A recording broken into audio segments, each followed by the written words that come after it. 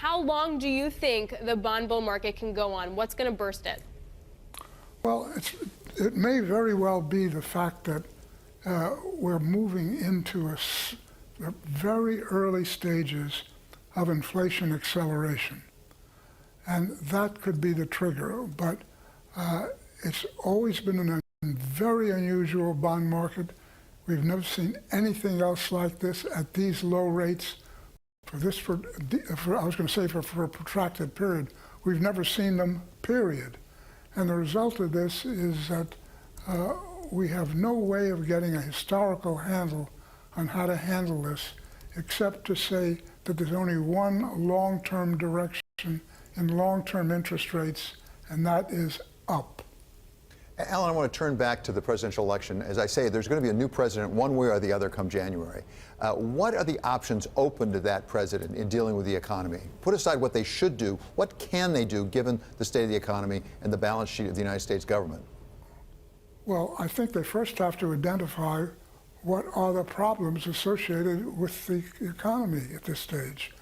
And if you just listen to the debates, both in the primaries and post-primaries, nobody is addressing the fundamental issues that need to be addressed, which, as I've said before on this program many times, entitlements are rising and choking off gross domestic savings and ultimately gross domestic investment, and it's the major cause of the reason why output per hour, productivity, was so flat, not only in the United States, but throughout the developed world.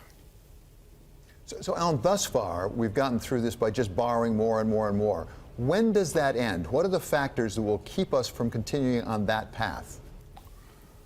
It can go on for a remarkably long period until those who are lending the money revolt.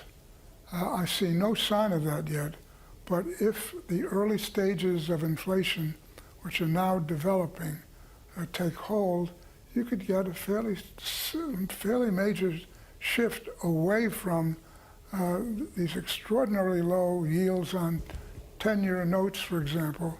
And I think we're up in the area of 3 to 4 or 5% eventually. That's what it's been historically for not only 100 years, but thousands of years.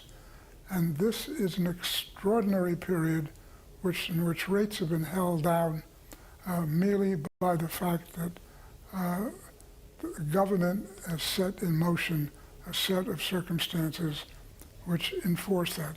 This cannot go on indefinitely.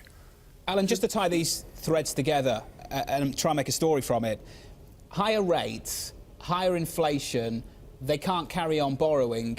At what point does it become a problem? So 4 or 5% historically has been quite normal for the Treasury to borrow at over 10 years. But this time around, is 4 or 5% a problem as far as you're concerned? Well, it's a problem as you're going from where we are now to 4 or 5%. If we could wave a wand and just immediately reproduce 4 or 5% and wipe out all the history of the last 5 to 10 years, we'd be fine.